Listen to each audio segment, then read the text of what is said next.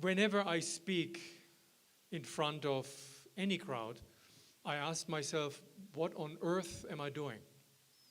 Because first of all, I didn't speak about anything for many, many years. I was ashamed. I had problems to connect to my own heart until my son, Tal, who is now 30 years old, asked me at the age of about 14, 15, a very, very simple question. He asked me, Dad, who is my grandfather? Abba, mi Abba sheli. And you would ask yourself, that's a very easy question to answer. Well, that was the root of the problem. It was not easy for me. Because how can I explain to a nice Jewish boy who undergoes complete Jewish education from cradle to high school and college, how can I explain to him that his own father, yours truly, is a Jew, an Israeli, and served in the Israeli army as an officer, and on the other hand, my father, his grandfather, was a highly decorated World War II German tank commander and National Socialist. So to connect these two worlds was very difficult for me until I started to speak. And I told him the story of my life. And each life, of course, begins with the time and place that you were born in or born at. And I was born May the 9th, 1958, in a gorgeous German city called Bamberg, to use the proper German pronunciation. But one thing I noticed very early on, that something is not kosher. There was a part of the history that was missing. I knew there was a war, and I knew in the war people win and people lose. And the fact that we had about 10, 15,000 American soldiers and family members stationed in that city of 75,000, an essential component of the social fabric, it meant that we didn't win that war. That's all what I knew. But I also knew that something happened in the war that affected my family too. And he told me over and over again the story of him serving as the youngest tank commander in an elite tank unit under the command of General Guderian, the father of the German Blitzkrieg. And my father served literally as his personal guide, assistant, and fighter. And every war front that Germany battled on, from September the 1st, 1939, the invasion of Poland, the following year, the invasion of Holland, Belgium, France, and of course then in the summer of 1941, in the attack on the former Soviet Union, also called as the Operation Barbarossa, my father's tanks were the first to roll in. And for that accomplishment, he was awarded the Knight's Cross by a man who he still adoringly referred to as his Führer, Adolf Hitler. Now, I didn't know anything about history. I was a young boy. I had no reference points. I didn't know. The only thing I knew was my father's obviously a hero. And the fact that my father was considered to be a hero was reinforced by his old war buddies who came to our house at least once a year to celebrate the good old times. Among them, former ranking officers and a general, and the son of Guderian, Heinz Guderian. On the other hand, my mother told me a completely different story about that war. The war was horror, was catastrophe. She survived and settled in Bamberg together with my father. And there was something else about my house, or the house that we were living in, which was connected to history. We were living in this massive 2-story building in downtown Bamberg. It's still standing if anybody wants to visit. We lived in the ground floor apartment, and the landlady lived upstairs in this huge apartment alone. And whenever I asked my mother who this lady was, my mother referred to her as the Countess, die Gräfin. I should not talk to her unless spoken to, out of respect. And in that hallway, right next to the wooden stairway leading upstairs to the Countess's apartment, was a portrait of a man mounted on the wall, painting, a man in uniform with the Knight's Cross around his neck, the officer's insignia on the shoulder, and the officer's cap on. And his facial features were obviously different to that of my father, because otherwise I would have thought that it was my father. And when I asked my father who this man was, my father referred to him as der Verräter, Haboged, the traitor. Now, I was a little bit confused. How can a man who looks like my father, because I saw my father's pictures in uniform, how can one be good and the other one be bad? Very simple, naive question of a child. Until I found out from the lady upstairs that this was a portrait of her late husband, Count Klaus von Stauffenberg, the German colonel who led the assassination attempt on Adolf Hitler on the 20th of July, 1944, which unfortunately failed.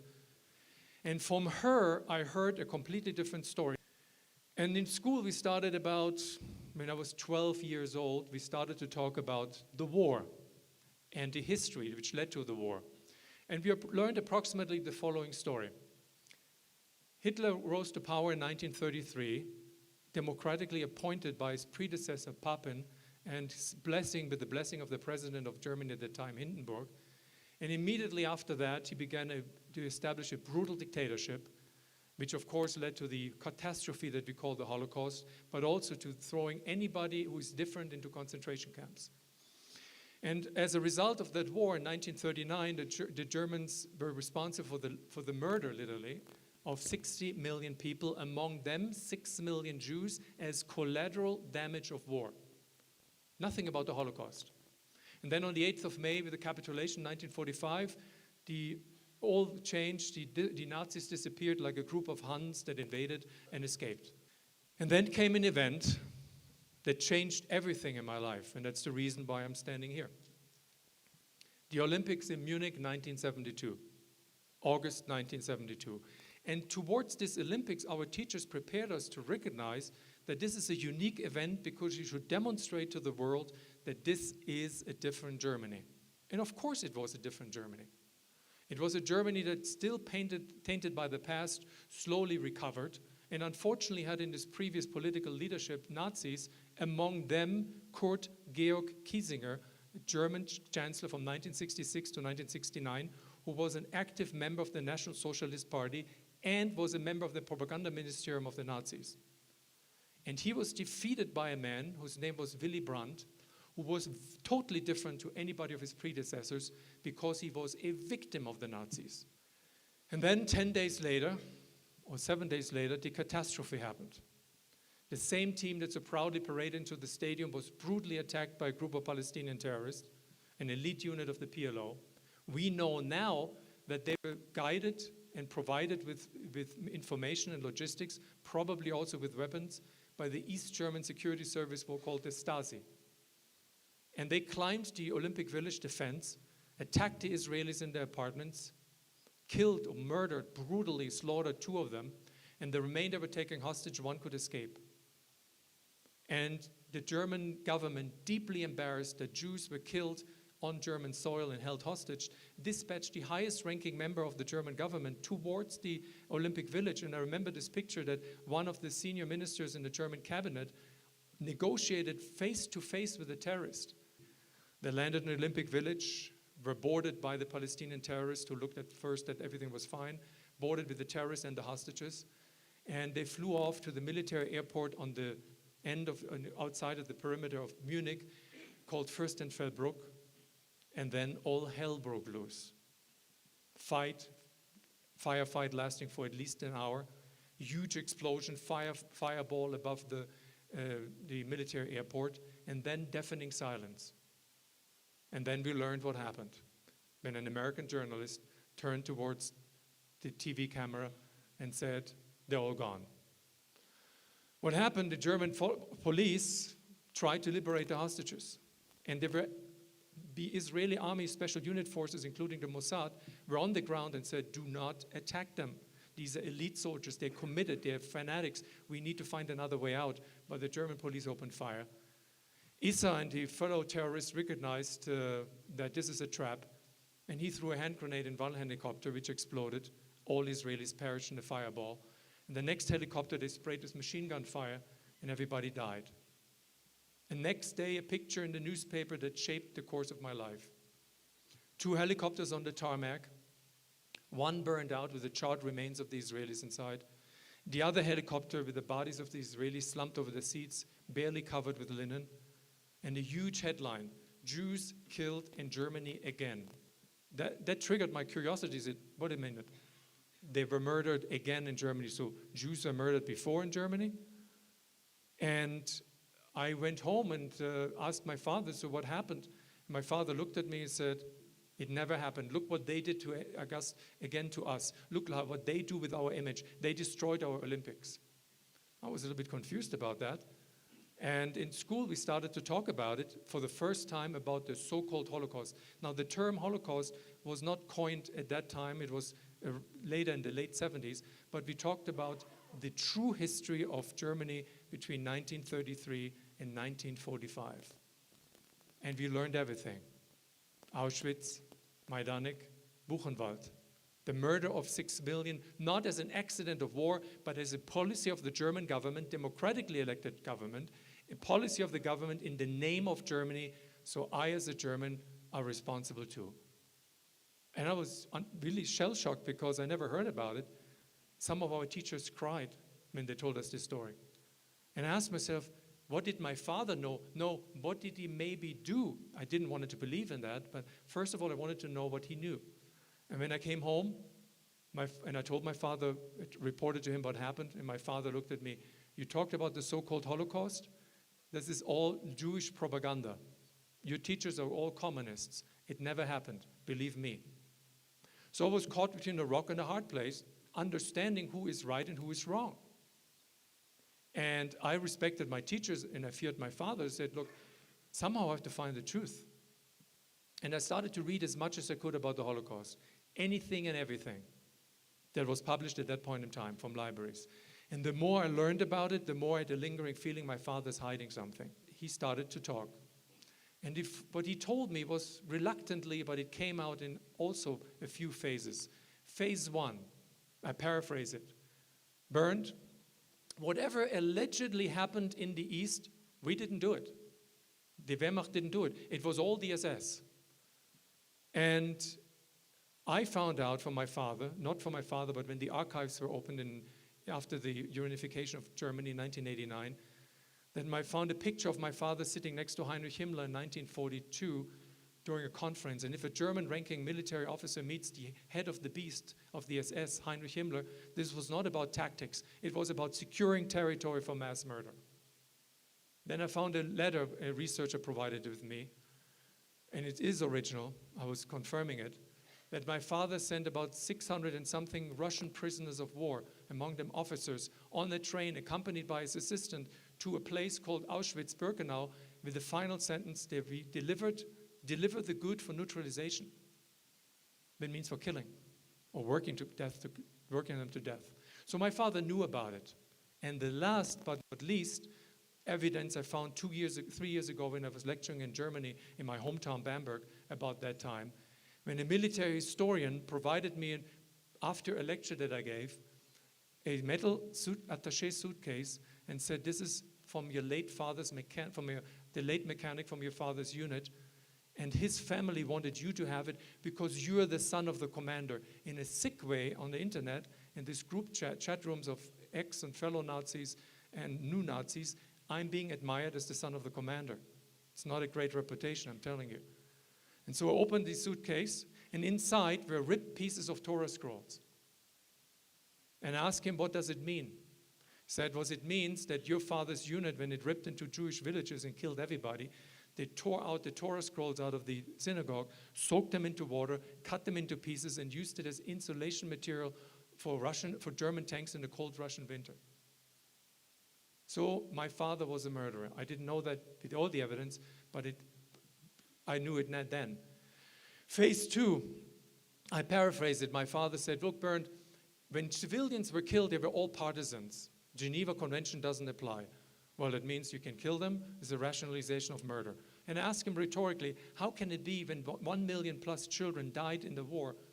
Not died, they were murdered. Children ripped out of their parents' arms, burned alive in burning pits. Children hoarded into concentration camps and died in the in the gas chambers of Auschwitz, and the ashes scattered on the killing fields. You'd call that a war? And then phase 3, he was totally blasted. He was drunk one day. And he told me, look, Bernd, what you call the Holocaust, you're weak. You have to be strong. Because we took care of the dreck in the East. The world should give us a medal of honor because we took care of all the lichluch, the schmutz, the dirt. That was the way he referred to the Jews. And that was the last straw that broke the camel's back in trust that I had with my father. I turned away from him. He was not the hero. He was a common murderer. And I asked myself, what shall I do? And I asked one of my teachers, I presented that question to one of my teachers, a Jesuit priest, former Jesuit priest, and he told me, look, Bernd, you have to make amends. I asked him, amends to whom? Well, to Jews. I said, I don't know any Jews. I said, I will make this happen. He belonged to a progressive wing of the Catholic Church, and they invited once a year Jews and Muslims from Israel to meet in Germany to learn from each other and to build up a dialogue. And I was one of the German members who participated with the recommendation of my teacher. But I met one of the girls. We had a wonderful romance, and she said, look, if you want to visit me, tacheles, that's the way Israeli girls are, you need to find a solution to the problem. You come to Israel and you meet my parents. I was a big Schwitzer, a big Macher. Absolutely, I will do that. There was only one little problem. Kein Geld, no money, and no passport. And I got that together, scratched the money together, got my first German passport, and in October Day in 1977, I traveled, and I sent a telex from Piraeus to Haifa. Imagine, there was no Google, there was no Schmoogle, there was no Facebook. So she waited for me at the harbor, and I, for the first time, set foot on the ground in Haifa. I asked myself a question. Oh God, what will happen if somebody realizes that my name is associated with somebody who murdered Jews? Reasonable fear, unreasonable, I don't know. And I saw her behind the gate, and she was overjoyed seeing me. She embraced me, said, let's go to my parents' house, to Neve Sha'anan, and we drove up there. And at that time in Haifa, it was a neighborhood, a working-class neighborhood, small apartments, and her parents were waiting outside, inviting me in, taking me off. The father took my suitcase or my rucksack, moving me into the house, pushing me into his apartment, chit-chatting, and the mother too. I had no idea what they were talking about. It was Yiddish. Sitting me down in a chair and talking to me, fine food, everything served, borekas, falafels. And her father looked at me and wanted really to communicate with me without the help of his daughter to interpret. He asked me in broken but still good German, we can speak German too. I asked him, so how did you learn German? He didn't say a word. He just rolled up the sleeve of his forearm, showed me the number tattooed, and said, Ich war in den Lagern, plural. I was in the camps. And here I was, for the first time in Israel, a German young man, for the first time in a home of a Jewish family, for the first time in a home of a Holocaust survivor. What shall I do? I wanted to sink in the ground. And he put his hand on my shoulder and said, Bernd, don't be afraid. I was liberated in Auschwitz. I survived Auschwitz. I stayed in Germany in displaced person camps for 3 years, and I had to learn that not all Germans were monsters. But I want to know, do they teach you that? Do they teach you about that time? And I honestly told him, probably not enough. So a few days later, he took off from work. He was a foreman in the port of Haifa, a very strong man, and born in Poland, lost all his family in the Holocaust, and took me to Yad Vashem in Yerushalayim, the Holocaust Memorial. And he guided me physically, took me by my hand through the exhibit, and I broke down. I could not process that. It was overload. And in the end, I cried, and he said, it's not your fault. It's not your fault. And I asked myself, how can these people who suffered so much relate to me as a guest? How can these people rebuild their lives, rebuild their families, build an old country anew? There's something special about Jews. I want to understand that. And I started to seek for a place where I could find Jews. And I found it. In our hometown, there was a small community of 30 Jews that were all left over from the DP person camps, deep displaced person camps, when they were released into the general population, one would say. And they got business license from the American Army, and so they built up real estate, banking. It was a very wealthy community. And I knocked at this glass door of one of the building. It was hidden in a courtyard behind the road. And an old man opened the door, looked at me, and said, "Was willst du? What do you want?" And I rambled something, and he let me in. He thought I'm a student who may have a project. And we walked to this corridor, small corridor, covered with black granite plates, and each granite plate was inscribed a name, many names. And I asked him, what does it mean, and what is this red light in the corner? I said, this light in the corner is the Ner Tamid, the internal light, and these names that are listed on the plates are the names of each of the Bamberg Jews, 1,200, who never came back from Theresienstadt. And he led me into his office. It was a hot day. Windows closed, curtain drawn, no air conditioner, no fan. He took off his jacket. He had a very pale skin. And he had a short-sleeved white shirt, and the number tattooed on his skin stood out. And I stared at it because I didn't know what else to do. And he looked at me and said, let's break the ice. This was Auschwitz. I'm from Auschwitz. I'm the chair of the community here. My name is Itzhak Rosenberg. What do you want? I told him my story. He said, that's a very sad story. Take a book and read it. I said, I'd read all the books. So what do you want from me? I want you to teach me about Jews. I said, teach you about Jews? Well, if I be your teacher, we have to make a Geschäft, an essay, a business deal. You will be our Shabbos goy, and in return, I will teach you. Now, for those, most of you don't know what a Shabbos goy is.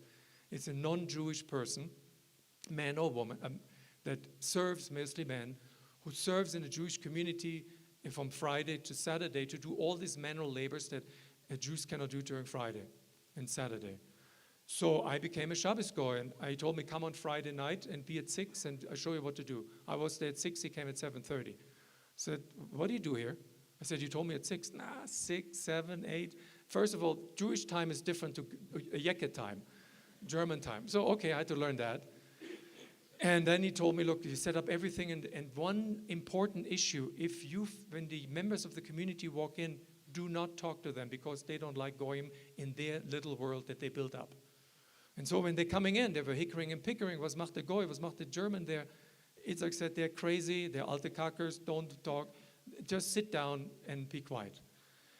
And so Friday by Friday, Saturday by Saturday, month by month, year by year, holiday by holiday, I went there. And I absorbed the liturgy, I absorbed the language, I absorbed the mannerisms. As closer I came to this community of choice, the more I distanced myself from the community of origin. And of course, it came up to the blow-up in my family. And it was one day where Shabbat fell on a Christmas day. And on Christmas Day, I come from an Orthodox Catholic family. My mother sent me to elementary to Catholic kindergarten, Catholic elementary school, Catholic school. She wanted me to become a priest, which didn't work out. The next day I came, all hell broke loose. My father was screaming, my mother was crying, where were you last night? And I had it. I said, look, let's stop the Greek tragedy. I'm going every Friday and every Saturday to the Jewish Community Center to help them because what you destroyed. He looked at me. You are a murderer. Do you understand that? Your hands are washed with blood. And this stained metal thing that you wear around your neck is a sign that you're a murderer. He looked at me. Raus. Get out. There was a little problem for that because in Kesef, no money, kein Geld. Even though I was in the second to last year in medical school and I was on a full scholarship, I had some financial needs. And I never asked for money from the community, but Itzhak must have sensed something and told the others, because for the first time in 5 years, an elderly man approached me. His name was Aaron, who never talked to me.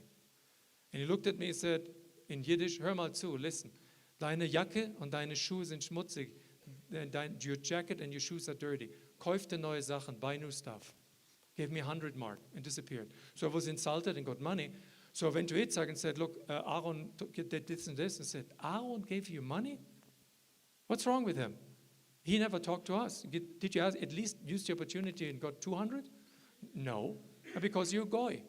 So he sat me down here, this wicked humor. He said, Bernd, you have to understand a very important lesson. All of us, after the Shoah, after the Holocaust, that survived, had no emotions anymore. We rebuilt it very carefully. I was successful. Aaron, we don't even know what happened to him. We know from the Red Cross that he's a Jew. We know from the Red Cross that he was in Auschwitz, but he has no family. And Aaron became my friend. He started to talk with me as if I would be a wailing wall. I didn't say a word. And he told me a story that I'm reluctantly tell you. He was a member of the Sonderkommando. The Sonderkommando was a group of Jews who worked the ovens. And as the ultimate insult to Jewish life and Jewish fate, these members of the Jewish Sonderkommando guided Jews into the gas chamber, told them, don't worry, it's just a shower. Then they closed the door. When the SS threw down the Cyclone B through the openings in the ceiling and gassed the people, when the screaming and banging on the door stopped, they went in with gas masks, tore out the body, burned the bodies, crushed the bones, and threw the rest in the pits. For that, they became the best food, women, wine, everything. And 90 days later, the next group came in, and Aaron survived. 6 months later, Aaron died. Probably his last opportunity to speak to me was that day, or these days that we spent together. And I had to come back to Bamberg because Itzhak told me Aaron died. He told me, you were his best friends. You will say Kaddish at his graveside. I said, I don't know if I can do that. I'm not a Jew. Itzhak told me, Aaron was your best friend. You're one of us, so do it. So the next day, after we did the Chefa Kaddish, they wanted me to wash the body, help them with that. When the coffin was lowered into the grave, Aaron's graves, Itzhak gave me the Siddur and said, read. And I read it. And then I crossed the line. I knew I crossed the line. And I said, Itzhak, I have no family. I want to be a Jew. Itzhak looked at me, it's a bad thing. Bad idea. Do you know what happens to Jews? They get the number. Be a ger tzedek, be a righteous person. Don't be a Jew. You tell me daitzoris, he said, too much trouble. I said, I want to be. He said, well, I send you to a rabbi in Frankfurt, and you pay all the hotel and all the transportation. Don't come back until he talks you out of it. He tried. He didn't. And we came to an agreement. We said, he will teach me, but I will never ask him for conversion. Well, I was something called a nutnik, a little bit persistent kind of guy. And he finally agreed to say, look, you're getting to me. It was in the spring of 1986. I referred to the rabbinical court in Frankfurt. Whatever they decide, I will be one of the members. I will not vote in front of you. I will abstain. So what they decide, it's a decision, good or bad. But until you get there, you have to do some slight changes. One of them includes your physique, a little surgery. I don't want to talk about it. And it had to be done in an Orthodox facility in Switzerland. And then I had to, 2 months later, immerse in an Orthodox mikveh in ritual bath in France. And in November or December 1986, I underwent a halachic Orthodox conversion in German rabbinical court. And it was not a drive-through affair. The most important question I had to answer that the chief rabbi posed was, why on earth a German, for no reason but being a son of a Nazi, wants to become a Jew? Because guilt doesn't count. And I convinced him and them. And they retreated after like a court hearing. They were coming back. I was sitting where you're sitting, not as low. And they were in a podium. The rabbis asked me to stand up, and I was standing up. And they were reading the Teudat Giur, the conversion certificate, in Hebrew and then in German. It was a very tense atmosphere, and the rabbi asked me, did you choose your first name yet? I said, no. Well, you know what Bernd means? No. It means the bear slayer. You do be Dov, take it, it's free. So I became Dov ben Abraham. I was overwhelmed, and I knew that's it. It's the end of my life in Germany, as we know it. And I applied for the Jewish agency. Actually, the rabbi asked me, what do you want to do? And I said, I want to go to Israel to serve in the army. And immediately applied to the Israeli embassy, to the Sukhnu, the Jewish agency. Within 30 days, I was approved as a so-called Oleh Chadash, new immigrant. Got a visa for a one-way ticket stamped into my passport, a ticket with El Al from Frankfurt to Tel Aviv. And in January 1987, I left Germany for good. I tried to talk to my family. Itzhak told me, you have to talk to your family, you have to say goodbye, because now you're a Jew, you have to follow the laws. And I tried to speak to my father, who was drunk. He's sitting in his apartment, in his study in the house. My mother was yelled and screamed at by him. She cried, and I left. And so I arrived in Tel Aviv in the nighttime. There was this old airport. There was the reception hall for new immigrants. There was only me and somebody else. And a very bored bureaucrat, and he said, what do you want? Give me the paperwork. New immigrant, kol hakavod, kibbutz. That was easy, I thought. So in the night, I took a bus and went with a little bit of money, went to the kibbutz. 6 months I stayed in the kibbutz. It's a community settlement, very wealthy kibbutz, Kibbutz Magan Michael. 6 months later, I was assigned to a hospital in downtown Tel Aviv to get my German license up to Israeli par.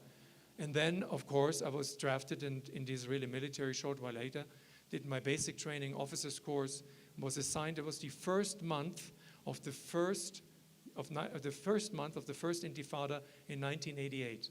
And I was assigned to this place called Ramallah and Beit El. It was hell on earth.